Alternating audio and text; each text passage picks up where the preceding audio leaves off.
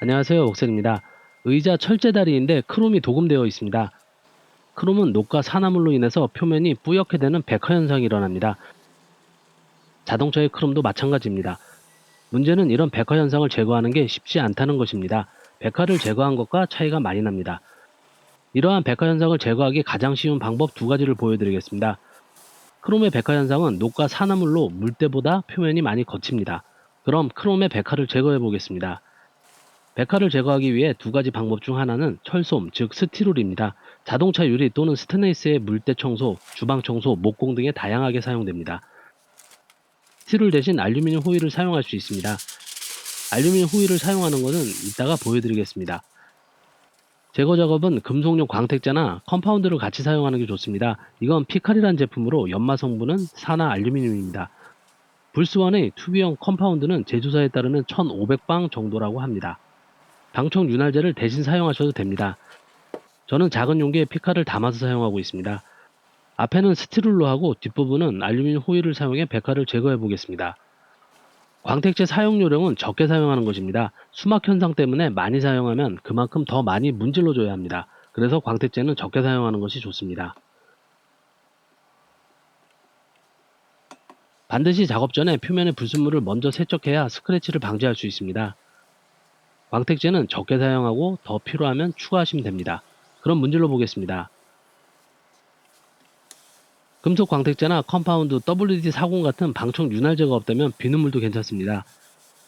조금 전 말씀드렸듯이 작업 전 세척을 먼저 하셔야 불순물에 의한 스크래치를 방지할 수 있습니다. 문지른 지 10초가 안 됐는데 백화가 제거된 게 보입니다. 힘줄 필요 없이 가볍게 문질러 주시면 됩니다.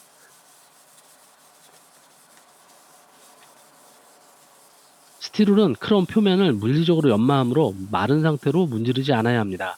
또한 염소계 표백제, 포름산 또는 알모니아 성분이 들어간 유리 세정제를 사용하면 안 됩니다.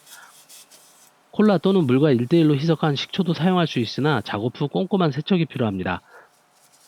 광택제를 사용하고 있으니 조금만 더 문질러 주겠습니다. 참고로 크롬 도금을 방리한다면 염산, 황산, 락스, 인산 등을 사용할 수 있으며 수산화나트륨을 사용하는 경우에는 3에서 5V 전기로 크롬 도금을 제거할 수도 있습니다.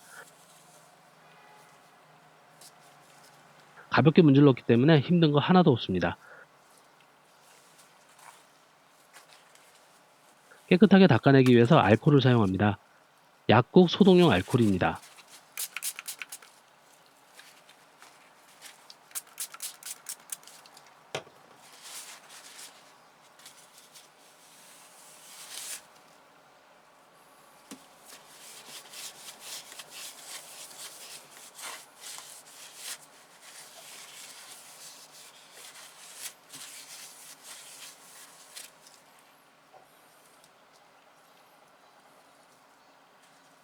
크롬의 백화 현상은 스티롤을 사용하면 아주 쉽게 제거할 수 있습니다.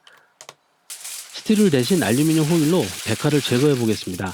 호일을 뭉쳐줍니다. 이번에도 광택제는 조금만 사용합니다. 문지르다가 뻑뻑해지면 광택제를 조금 더 사용해 주시면 됩니다.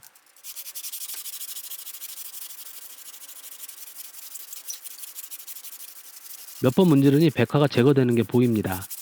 이렇게 문지르면 스크래치 문제가 있지 않나 라고 하실 수도 있는데 빌커스 경도 단위로 크롬 도금의 경우 700에서 1000HV, 알루미늄은 17에서 23HV로 안심하셔도 됩니다. 하지만 크롬 도금이 아닌 경우에는 주의하셔야 합니다. 잠시 후 크롬 도금이 아닌 경우에 어떻게 되는지 보여드리겠습니다.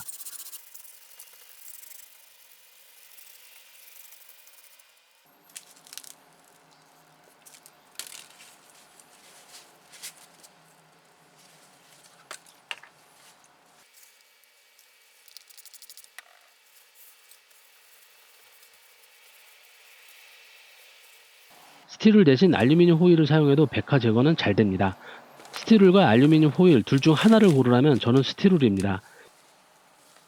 이건 자동차용 크롬 몰딩인데 도금이 아닙니다. 문질러 보겠습니다.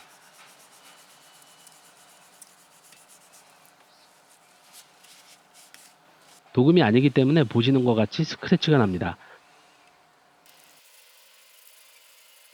차량의 크롬 백화 현상을 제거할 때는 잘 확인하셔야 합니다. 플라스틱에 도금된 크롬도 전기가 통합니다. 도금인지 아닌지 확인이 안 된다면 멀티미터로 찍어보면 됩니다. 전기가 통한다면 도금된 크롬이 맞습니다. 지금까지 크롬 백화 현상을 제거하는 가장 빠르고 쉬운 방법이었습니다. 시청해주셔서 감사합니다.